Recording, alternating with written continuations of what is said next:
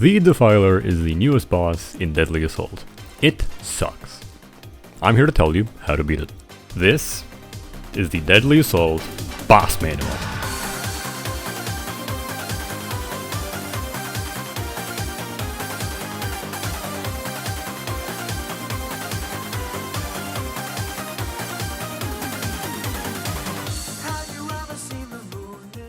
Volume 4, The Defiler.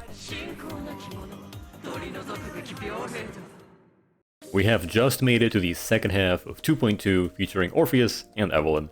If you're someone who missed out on Evelyn and her engine before, or just want to secure Orpheus, you'll want to have your Polychrome stocked up. But how can you do that when the in-game store is so expensive? Well, that's where Loot Bar comes in. Loot Bar is a top-up service that lets you buy monochrome for your Zenless account at up to 23% discounted prices. If you log in right now, you'll receive an extra coupon for the character bundles, 5% off for new users, 3% off for current users. This offer expires on the 29th. If you sign up using my link in the description, you'll get a free coupon for the first purchase. And this is not just for Zenless Zone Zero. If you play other Gacha games such as Genshin Impact, which right now is going through its anniversary, you can use Loot Bar for that too. As for how it works, simply select your desired item, type in your UIE region, then make the purchase. No account password required here. Within moments, your monochrome will be delivered to you in-game. Loot Bar's top-up services have been around for ages, with lots of happy users, including myself. If you're new here, you might be a little bit confused as to why it's Volume 4. If you're relatively new to the channel, you might think this is the first time I've done this, but no. Boss Manual is a series that I started back in... I don't know when, I don't feel like grabbing the date, sorry, a while ago. And I covered 3 bosses. I covered UCC, Typhon, and Pompey. Those guides still exist, so they're in the playlist if you want to find them, and I will be adding this video to that playlist as well. But those videos are pretty old and dated. The quality is not really amazing, and some of the things I say are not necessarily wrong, but maybe misguided. You can check them out if you want, but this is going to be basically like a continuation slash remaster of that series. I plan to just make it a bit better, moving forward, but that's all. It's just the main disclaimer here. This is a series that's coming back. Hopefully I continue to make videos and don't stop again immediately, but Defiler is such a pain in the ass that I feel like it was definitely worth bringing back the series just for this, at least. I'll probably cover the other bosses at some point too, though. Anyway, yeah, that's it. Enjoy the video. So, the Defiler is a boss that is going to favor your crit characters. The TLDR of how the stage buff works is whenever you do a defensive assist, which is your parry switch basically, you're going to receive crit damage for all of your team. This can stack up to 6 times. You also get 4 stacks of this bonus whenever you knock down the boss through one of its stall gimmicks, which we'll get through later. And aside from that, the boss also just outright lowers anomaly damage by 25%, and it also requires more anomaly build-up than normal to even trigger anomalies. Basically, this boss is extremely favoring into playing crit characters, so anomaly characters are not ideal. I will get into characters that you can play later, and there are some anomalies included. But TLDR, this is mainly a fight that you should be approaching with crit characters. If you have fought this boss, I'm sure you're roughly aware of its stall mechanics. If you don't, I'm going to go over them anyway. The Defiler has 3 main stall points during the fight. These are the Blade Beams, Miasma, and what I call Army, or Shields. These 3 will always happen during the fight, regardless of RNG, and they're what we need to interact with to gain our performance points. The Blade Beam stall gimmick is by far the shortest one, and just boils down to pairing a specific move that the Defiler will use. Once you see this warning on screen, it will unleash a red flash attack that knocks you back.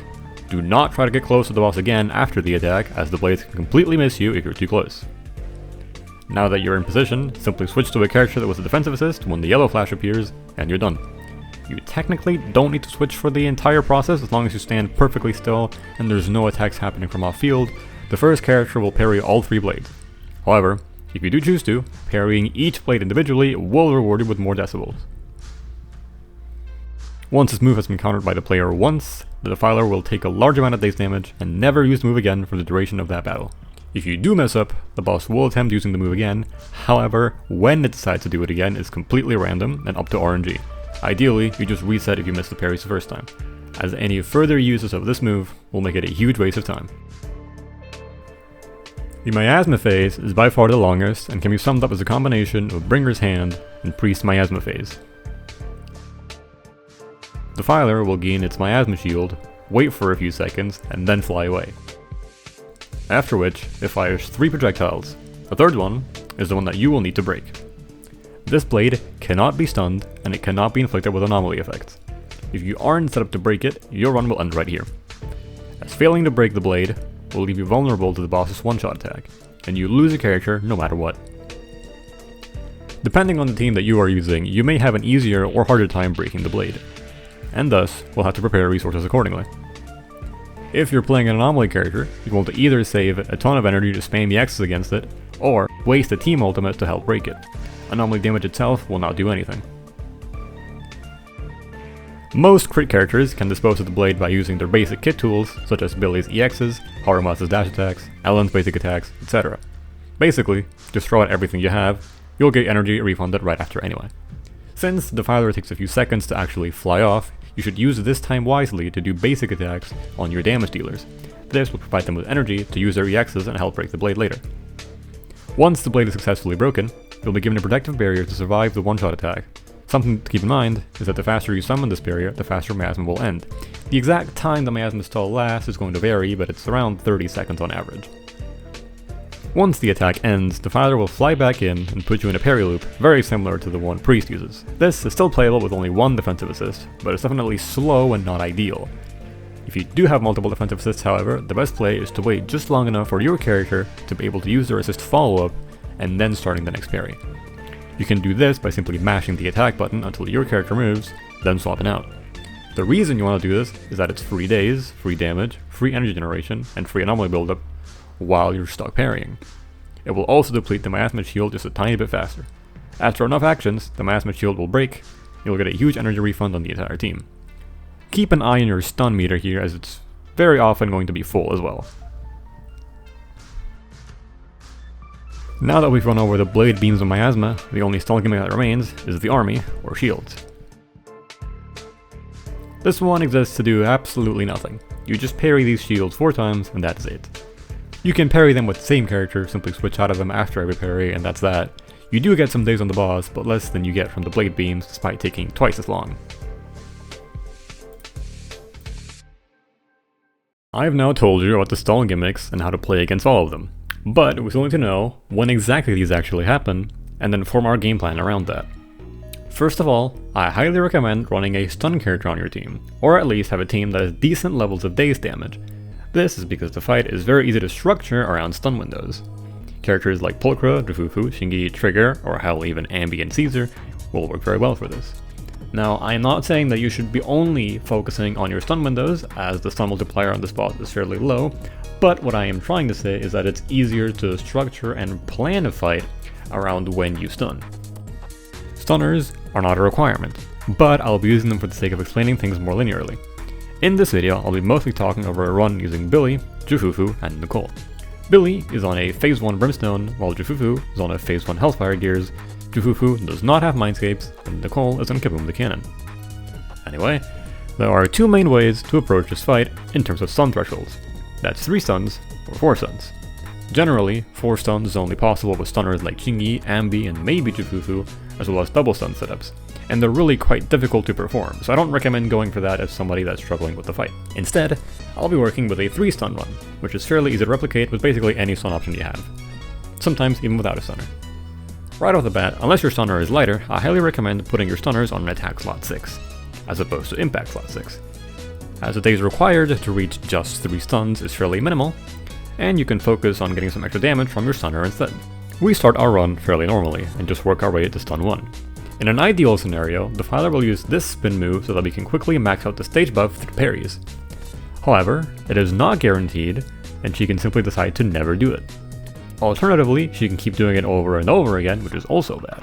But unfortunately, that's simply a flaw of the boss design, and there is not much we can really do about it. We sit through our first stun, and now get ready for the blade beams. The blade stall generally happens at around 2 minutes and 15 on the clock, sometimes more, sometimes less, and will be delayed if you stun her before she could perform it. We simply play the minigame and get some time to attack.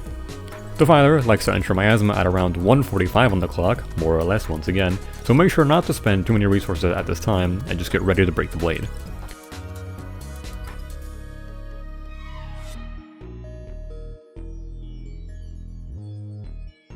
Once that is dealt with, we sit through the Miasma minigame and enter our second stun, which we will play as usual.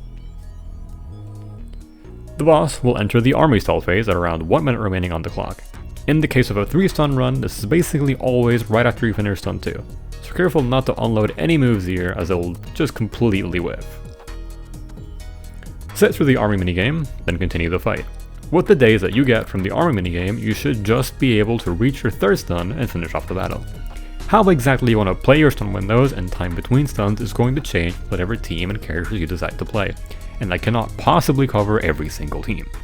This video exists to give you a general understanding of the boss and its mechanics, so you can figure that out on your own. If you follow up this guide closely and still don't find yourself playing a clean run, chances are your characters aren't bested enough, or maybe you're not using the right teams. Either way, that's okay. If you feel like you cannot make it past the 20k mark right now, you can always work on your characters and come back when you think you're ready. At the end of the day, if you just want the Polychrome clear, you will only need 6 stars, so 14k is fine, or just do the best that you can, play the best that you can, and if it isn't enough, work on your characters and you can come back. Deadly Assault is here for a while. I just hope that with this guide, I can help you improve and understand the boss a little better, so that when you're ready, you can beat it.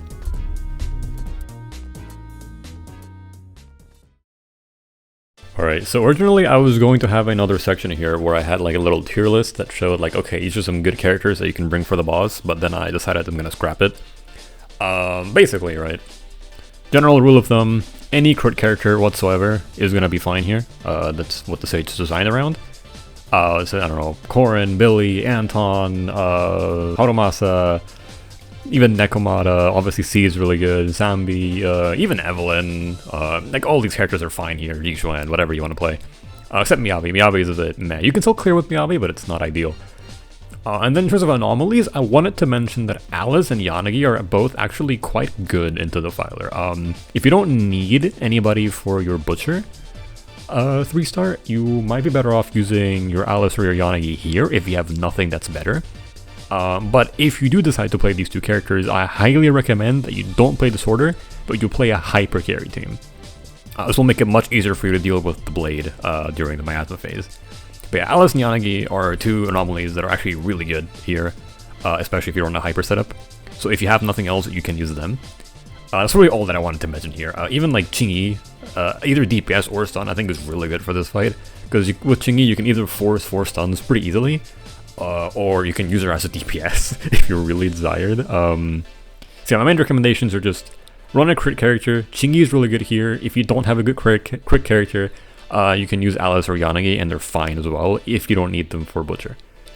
But yeah, that's all. I decided to just not make a tier list. That'd be a bit silly.